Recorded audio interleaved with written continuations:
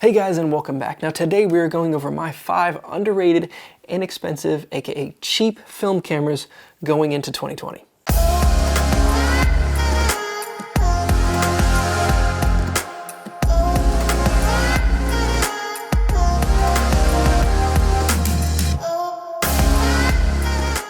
Okay, so before we get started, let me go over my criteria for what made the list of underrated, inexpensive, and cheap cameras for 2020.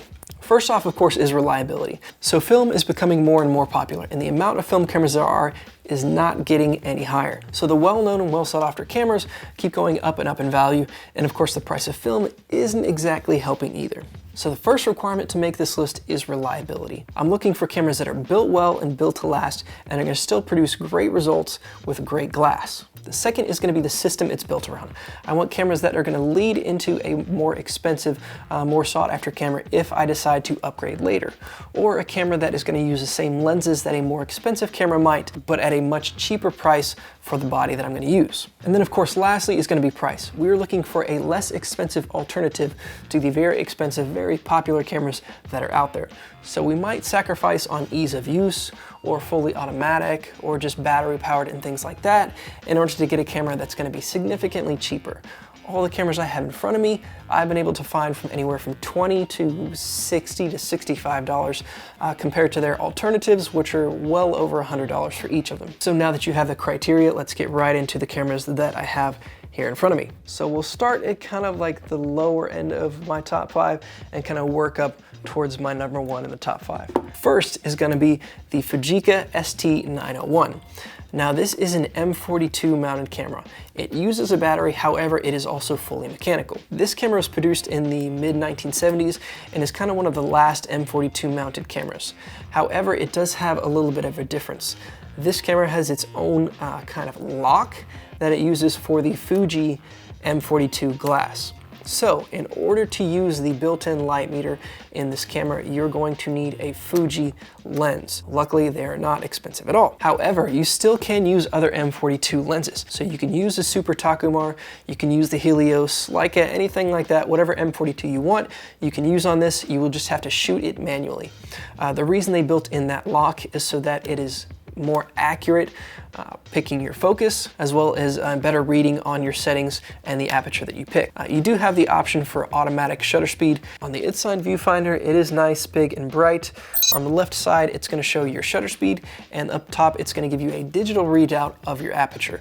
If, of course, you are using a Fuji lens with a battery. But remember, this does operate fully functional without the battery, so you can use any other M42 mounted lens. If you have to go with the Fuji lenses, don't worry, they still provide some great results. They're sharp, crisp, and you're still gonna get a lot of good quality images out of this, whether or not you're using a different lens system or the Fuji lens system itself. This camera is going to run you about $40 from what I've seen. They're not overly common. They weren't exactly the most popular because it was kind of the dying out phase of the M42 mount. So they aren't super common to see, but when you do see them, they are inexpensive. I'm sure you can find them on eBay. And again, you have a lot of options with this one. Next up, another big and bulky camera. This is the Minolta SRT201. This is one of the later SRT series. There's the 200, there's the 100, there's the 102, there's a whole bunch of them. They're all relatively the same. The SRT201 kind of has the best focusing system. It's got a ground glass and a better prism, that kind of thing. But for the most part, all the settings are roughly the same. Again, this camera built like a tank, similar to the Fuji. You can shoot fully mechanical, or if you want to put in a battery, you can. The viewfinder is very large. Big, bright, bigger than a lot of DSLRs actually, as far as viewfinders go. You can see there it's quite significant. Inside the viewfinder on the bottom, you're going to have your shutter speeds, and then on the right hand side you have a needle to kind of help you pick the right aperture to make sure you get a proper exposure. It will not tell you the exact aperture to pick though, which honestly I don't think is a big deal, because sometimes if you need to over or underexpose, depending on your lighting situations, I'd rather just have the needle to kind of tell me where I'm at, as opposed to giving me an exact number and no negotiations. But this uses the same lenses that something like the Minolta X700 would use, which is a very popular camera that goes for well over $100. This camera, you can find them for about $40. but same lens setup. A lot of people use these lenses for their DSLR Sonys because they give you great results. They have a great color profile to them, and they're still nice and sharp, and they are much cheaper than, of course, a digital lens. So that is the Minolta SRT201. Next up, switching gears just a little bit, this is the Konica Auto S2. This is a rangefinder style camera. I would compare this similarly to something like a Yashica Electra. I don't think it's quite as wide, but it's still a bulky brick, very retro looking camera. This was produced by Konica as a response kind of to the Canon Canonet.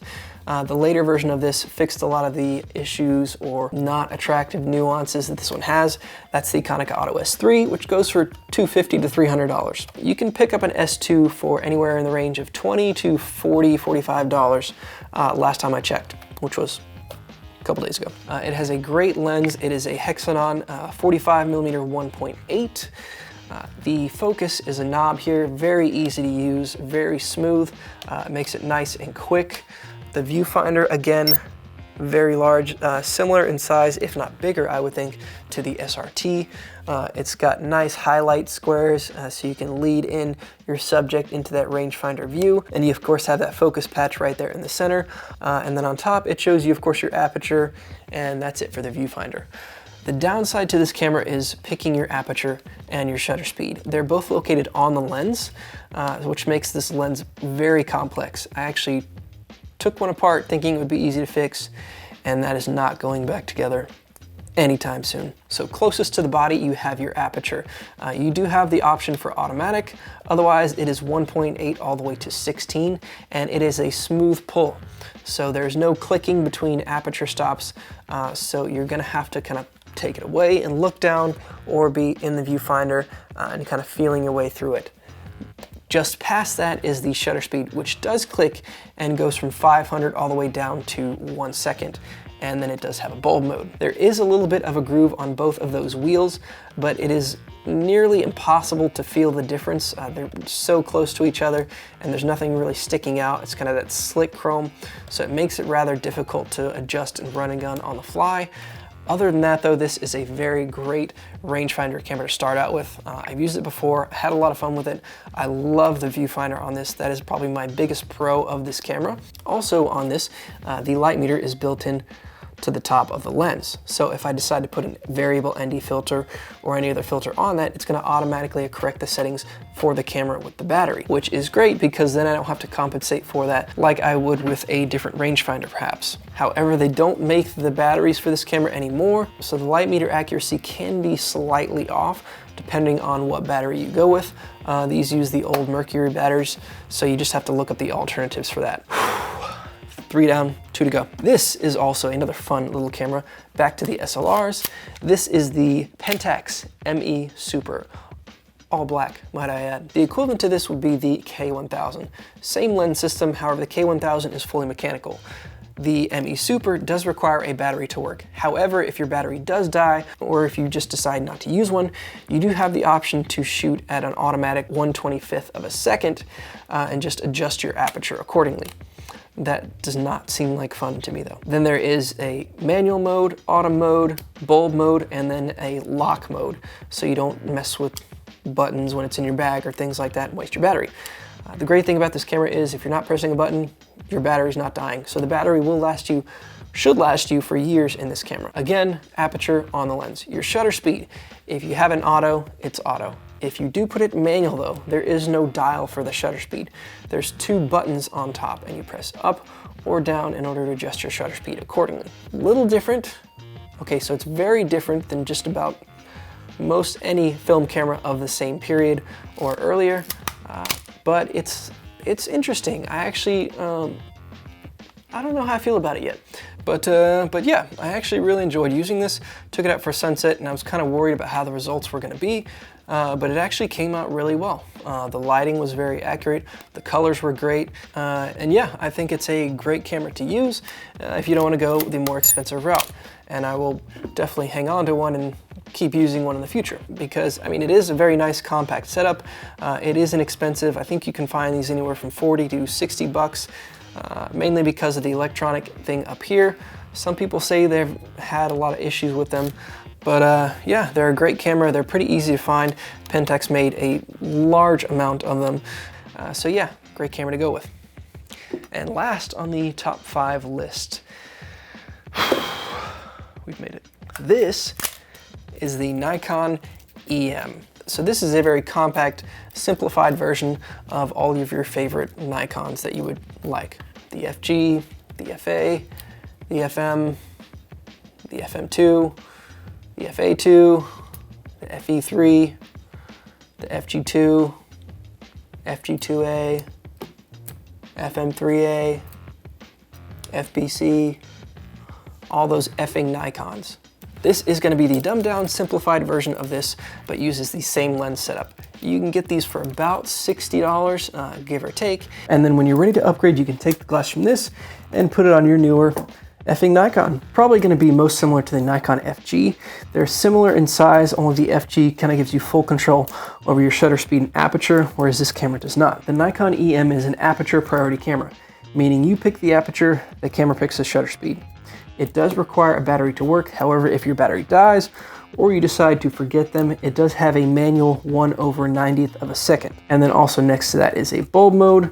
And then there's a cool fancy little blue button to check your battery life. Cute, kind of just blinks on and off. This is a fun, compact little camera. And if you put a Pancake 50mm on it, it really is nice and to travel around with. It's very simple, just go out and shoot. It's not complicated. I actually took this home with me over the holidays and used it with just some T-Max 400 and just kind of shot around with that. Just to have something a little less intense, just something I could pick up and shoot without having to worry about settings or anything like that. So another great camera that'll get you into a Nikon setup as opposed to some of the others. So now all the cameras we've discussed have covered the 3 main criteria we talked about before. Price, being relatively inexpensive and much cheaper than their higher end counterparts. 2, reliability. They're all built fairly well and they will all last you a significant amount of time if you take care of them properly and do your research to make sure you get one that hasn't been wrecked. And 3, they kind of all lead you into a better camera down the road if you decide to go that route. You can take the same glass you've used on these models and transfer them over to an upgraded system if you decide to later on, with the exception, of course, of the Konica Auto S2. However, that will translate into kind of a similar setup if you decide to upgrade to a Konica Auto S3 for some reason, or a Yashica Electra or any other rangefinder. It'll give you kind of a similar setup and you'll be better off and more understanding when you decide to upgrade to a different camera. So I hope you enjoyed my 5 underrated, inexpensive, aka cheap cameras going into 2020 that I think people should get their hands on if they're looking for an intro level into film photography, or if you just want a cheap film camera to bum around with and not have to worry about one of your more expensive models. So if you have any comments, questions, make sure you leave those down below. Make sure you subscribe. If you have another option that I did not discuss that you think is a viable option to get into, make sure you leave that down below as well. I try to stick with cameras that I have some experience with and then I've done a little bit of research with. That way I can give you an honest opinion without just pulling random cameras off the internet and saying, pick this one, it's great. So that's kind of why I decided to go with these 5 as opposed to, I'm sure, a lot of other common cameras out there. But I do think that these are reliable options if you're looking for something to get into it. So thank you again for watching and I will see you in the next video.